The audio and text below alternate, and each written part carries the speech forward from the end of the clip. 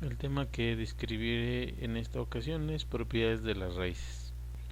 Una de las primeras propiedades que se utilizan mucho en álgebra es la siguiente. Cuando tenemos raíz n de AB, es decir, considerando A y B como dos coeficientes, números naturales, variables, y n como un número entero. Entonces, lo que podemos hacer es lo siguiente: considerar es de una manera muy similar a lo que ocurre con los exponentes, es decir, yo podría representar esto de la forma siguiente: a raíz n por b raíz n. Viendo un ejemplo de este caso, cuando nosotros por ejemplo tuviéramos este menos 8 por 27, vamos a poner aquí raíz cúbica. Entonces esto sería igual a raíz de cúbica de menos 8 por raíz cúbica de 27. Ahora, esto en realidad podemos simplificarlo más aún, porque lo que podríamos tener sería menos 2 elevado al cubo, es decir, raíz cúbica de menos 8 sería menos 2, o es decir, podremos representarlo de esta forma, y entonces es como si elimináramos estos dos, y en este caso tendríamos algo similar al anterior.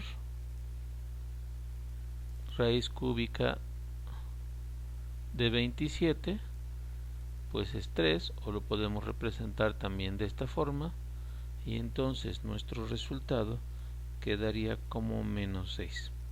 Es decir, podríamos trabajar de manera directa obteniendo la raíz desde aquí, la raíz cúbica, y la raíz cúbica de 27, que es menos 2 y que es 3, y lo único que queda es multiplicar ambos productos para que nos diera como resultado menos 6. Otra de las propiedades que tienen las raíces es para cuando tenemos fracciones. Repito, esto es muy similar a lo que ocurre con los exponentes. Entonces es como si este tuviera un exponente raíz n y este también tuviera un exponente raíz n, y entonces lo que tendríamos o lo que podríamos hacer es simplemente separar ambas variables, ambos números naturales, y dejarlos de esta forma. Un ejemplo con términos numéricos sería raíz cuarta de 16 sobre 81. Esto es, yo puedo separar, quiere decir que el 16 raíz cuarta, y por otro lado tendría que, o podría dejar el 81 raíz cuarta. Esto sería igual a 2 tercios, es decir, un número que multiplicado por sí mismo me dé 16, 2 por 2 4 por 2 8 por 2 16, y entonces esta sería la raíz cuarta de 16, sería 2, y lo mismo tendríamos que hacer aquí: 3 por 3 9, por 3 27, por 3 81, y entonces el resultado sería 2 tercios. Otra de las propiedades de las raíces es cuando tenemos raíz de raíz, es decir, tenemos una raíz y tenemos dentro otra raíz. Hay que considerar nuevamente este m y n como números enteros. Entonces, de una manera muy similar a lo que ocurre con los exponentes, entonces terminarían multiplicándose.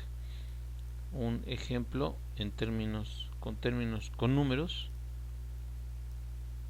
por ejemplo, es cuando tuviéramos raíz cuadrada de raíz cúbica de 729.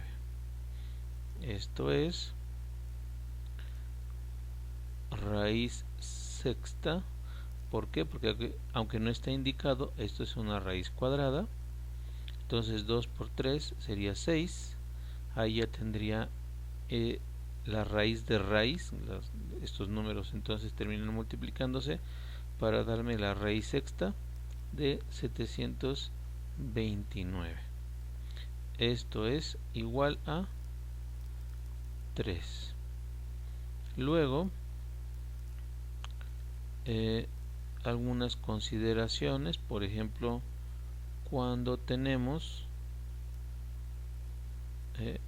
a la n y raíz n, esto es válido, o lo que podemos hacer es simplemente dejarlo en estos términos, siempre y cuando sea impar. Es decir, por ejemplo, si nosotros tenemos aquí menos 5 elevado al cubo raíz cúbica, entonces lo que tendríamos es que sería igual a menos 5. Obviamente ese es impar. Otro ejemplo sería si yo tuviera 2 a la quinta raíz quinta. Entonces con este se eliminaría y yo lo que tendría como resultado entonces es un 2. Es decir, si n es impar y aquí son iguales, entonces es como si se dividieran. Es decir, cuando nosotros tenemos este caso, lo que podemos hacer es representarlo también como en una forma fraccionaria. Es decir, esto sería igual a la n sobre n. Es decir, este queda como numerador y el otro quedaría como denominador.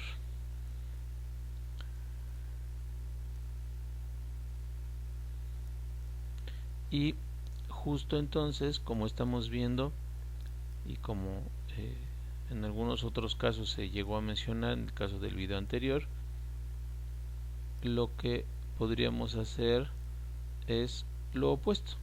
Es decir, si tenemos un número par, por ejemplo, o tenemos un número grande, lo podríamos convertir en raíz de raíz, o sea, es decir, por ejemplo, un 6 o un 9, algo que tuviéramos que pudiéramos descomponer.